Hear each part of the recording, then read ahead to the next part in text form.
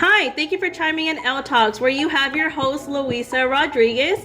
So, I do not have Roger right next to me, but as I promised in the last L Talks I did on Tuesday last week, I not only have one guest, but I have three guests here right next to me. I am super excited.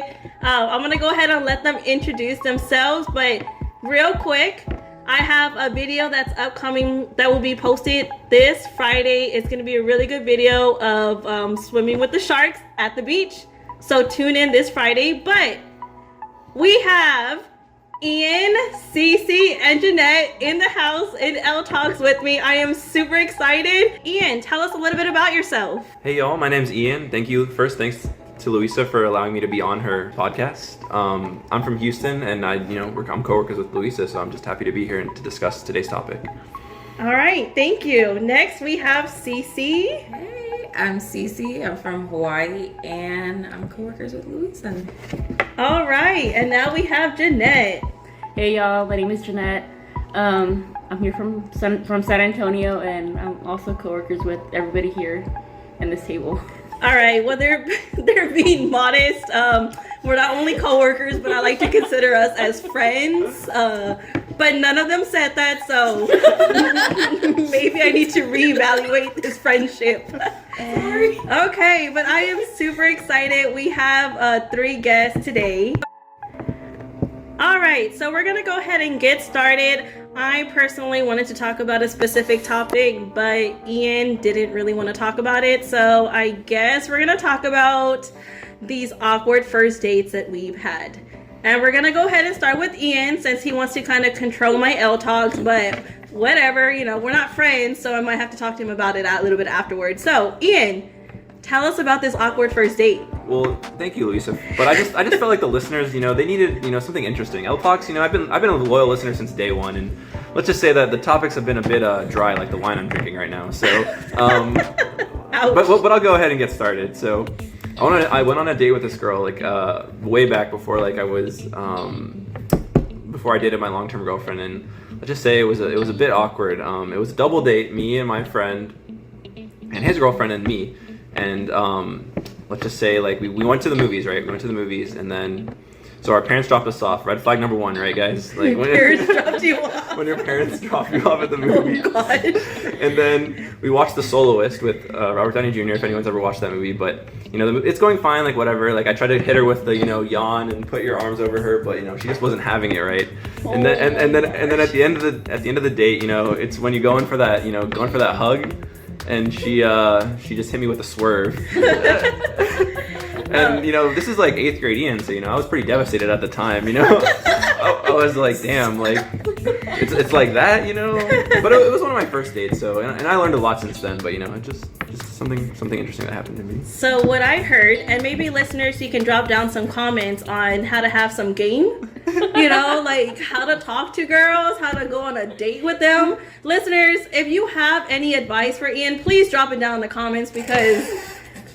Who does the arm move? No, nobody does. No. Well, I just want to ask you, Luisa. If you're going on a date to the movies, do you want the guy to buy you popcorn? Do you want him to buy you candy? That's expensive into the 2022, man. This economy, this inflation, it cost me $10 in gas just to get there.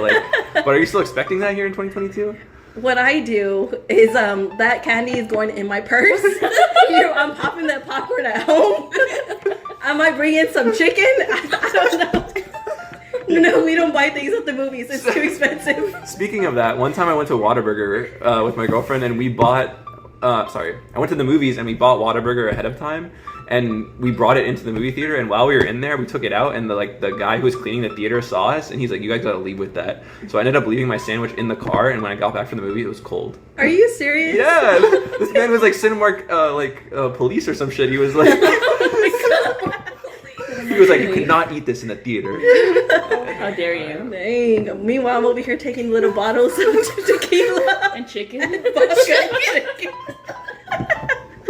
Well, thank you, Ian, for sharing that awkward first date. We're going to go ahead and move on to Cece's. Yes. Tell us about your awkward first date. It was during the pandemic. Yeah, it was during the pandemic.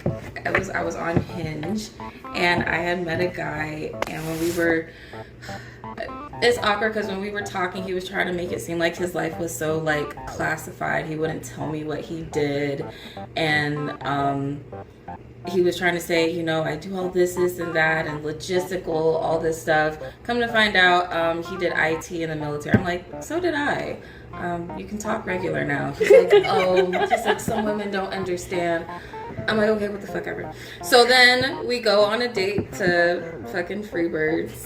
And, you know, I saw that he had went to University of Alabama. Roll Tide. I'm an Alabama fan. And so, you know, I thought that was like, you know, my in. And he was just weird. He talked like, you know, like Patrick. He talked like Patrick, like just not Patrick, Squidward, wrong fucking character. He talked like Squidward. And so we were laughing, and he said, instead of saying "oh shit," he said "oh shucky ducky." In that moment, I knew like it was never going any further. Internally, I was screaming. I said, "What the fuck?" I said, "What is a shucky ducky?" He's like, "Oh, I don't cuss." I'm like, "See, right then and there, we not gonna work out because I cuss." And you said shucky ducky. That's embarrassing. Like, what the fuck? I'm just thinking of like rubber ducks. I'm like, okay. So then he was talking about his workout plan. He's like, I go to bed at 7 p.m. every night, and I wake up at 3 a.m. to pray for an hour, and then I just go to the gym. I'm like, that's weird. I'm like, you don't. I said, so when you're in a relationship, you can't compromise. He's like, no, I gotta go to bed at 7 p.m. I said, so what if a girl wants to do something with you after 8? He's like, yeah, that's probably not gonna work out. And y'all, I kid you not, he looked at his phone and was like, actually, it is past 7 o'clock right now. It is way past my bedtime. I'm gonna have to end this date. And I like looked at him. I was like, oh, you're serious? He's like, yeah, I gotta go to bed. And we ended our fucking date at Freebirds, Shucky Ducky and I. And he blocked me before I could. So it worked out. By the time I had made it home, it only took me 10 minutes to get there. And I looked on my Hinge app, blocked. I was like, okay, bitch, you did it for me. Dang. So. It's because he didn't say Chucky Ducky with him. Wait, would there have been a second date, Cece? The crowd needs to know. Fuck no. No, ew. Well, thank you for sharing that with us. I'm probably going to be using that word now. So please don't block me, Cece. I'm not going to block you. But then again, I am still salty because we're not friends. So yeah, I guess I'll be blocked after this. All right. Thank you for sharing that. Jeanette, tell us about your awkward date. I honestly don't really have an awkward date story, but I do have a funny story about when my husband and I recently had started dating when we were very young. We still relied on our parents to transport us to Regal Cinema over there at Ingram Park Mall for also like a movie. So Jacob and I, we had planned to go out to a movie. We were still in high school. It was a Friday night, and we got to the movie theater, and I was waiting for him to buy my ticket, and lo and behold, he didn't have any money to buy my ticket because he thought that I had asked my mom for money to buy the ticket. And so I thought that he had asked his mom to buy money to get the money for the ticket. And so yeah, it was like a very awkward situation. We were there just standing in line with a long line behind of us, trying to see what we're gonna do because we really didn't have any money. Right, we were broke in high school, and we ended up the night. I was honestly really pissed. I was very pissed. We ended up going back to his mom's. Well, actually, his mom didn't drop us off because he had a car at that time. We ended up going home, and I was very, very upset. And he ended up asking his mom like for $20 so he can go to Sonic. Aww. So he took me to Sonic, and I was happy because I got my McFlurry or whatever it was that I got that day. So it wasn't really an awkward, but it was a very funny situation that I look back at. That's funny. But girl, you just name dropped your husband's name. I did. Now you guys are gonna find out. All right, Jacob, if you're listening to this, we know about your no money at Regal. But thank you for sharing that with us, Jeanette. I guess I should also talk about my awkward. Well, it's not an awkward first date, but let me tell you about how my husband and I became officially boyfriend and girlfriend. So we were dating for like a good, let me see, it was July, August, September, October, November, December, like a good 6 months before my husband officially said, do you want to be my girlfriend? And this is going to be really short. We were camping one time with his friends, and we were sitting looking at the stars, and I was just furious, and I said, are you going to ask me to be your girlfriend or what? And then he was like, well... He said, if you would have waited a few minutes, he was gonna ask me that night to get with him officially. So I kind of ruined that moment. But guys, 6 months? That's a long time. That's a long time. Which brings Maybe he was making sure you were the right one. Yeah.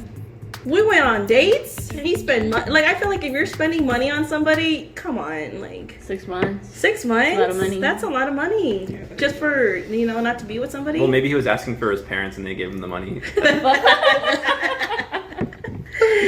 But no, that brings me to our next topic. What's dating like in 2022? How has it changed from when we were dating, these years ago? Because how old are we? 50 already? 50. 50? Like when we were dating 10 years ago till now? How's it changed? I guess that's a question for Cece because the two married women on this podcast clearly can't answer that question. I honestly didn't want to say nothing, but I was going to ask Cece and Ian, like, what is dating like for y'all? I feel like it's changed because, back when I was in, I feel like we've gone through the spectrum of, back when we were growing up, there wasn't really such a thing as dating apps. And now that's sort of how you meet people, I feel like, unless you meet them at work. Otherwise, there's no unless you're bold and go up to someone randomly in public. But other than that, it's only apps nowadays. Well, I feel like dating now too, it's become, there's like no loyalty. There's no loyalty, and you talk to one person, you're cool if you're talking to like 3 others. Like for dating, I think like Ian said, the apps kind of give you options, and so that's just kind of how dating's become. You get on an app, post your pictures, and you have options at your fingertips. So in most people's mind, they feel like they really don't need to commit or move fast, because when you have options of a swipe or a heart or a like, I mean, it's just kind of like you just swipe all day and make surface level meaningless conversations with people, unless you're dating with a purpose, which a lot of people don't. Some people date simply just so that they're not alone. Some people date just to fuck, and some people really look for marriage. But a lot of people really aren't looking for marriage, they're looking for the first two. Just someone to just be there. So situationships. And so people love situationships. Situationships. I like that. Yeah, being with someone without a title for years, months, and people like that. And I don't. I've been in them, but I don't like them. And honestly, one person ends up catching feelings, the other person says they're not ready, and then it just becomes this whole thing. You get your feelings hurt, and so it's hard. And I think people really aren't honest about their intentions. If you want to fuck someone, say, you know what, first date, say, I ain't looking to do nothing. I'm looking to fuck. You never know if that girl's down. We're gonna start saying friends with benefits. I'm sorry. We could cuss. Okay, well, yeah. Like, I'm just looking for friends with benefits. We're just looking for a workout, baby. I'm just looking for a workout. I went 6 months in with my husband. Like, dude, like, what are we doing? Okay, so people looking for workout partners. We got entanglements going on. Yes. Man, Jeanette, any thoughts on this? It's tough out there. Listeners, don't let this discourage you to be vulnerable. I encourage you to still continue being vulnerable with yourself, with others all around you. Because as much as there is pain and vulnerability, there is also beauty in it. So with that being said, listeners, we have Ian and Cece here who are single and ready to mingle. Thank you for chiming in L Talks. You have your host Louisa, and we have 3 guests in the house, Ian, Cece, and Jeanette. Thank you for listening. I will see you on Friday. Bye.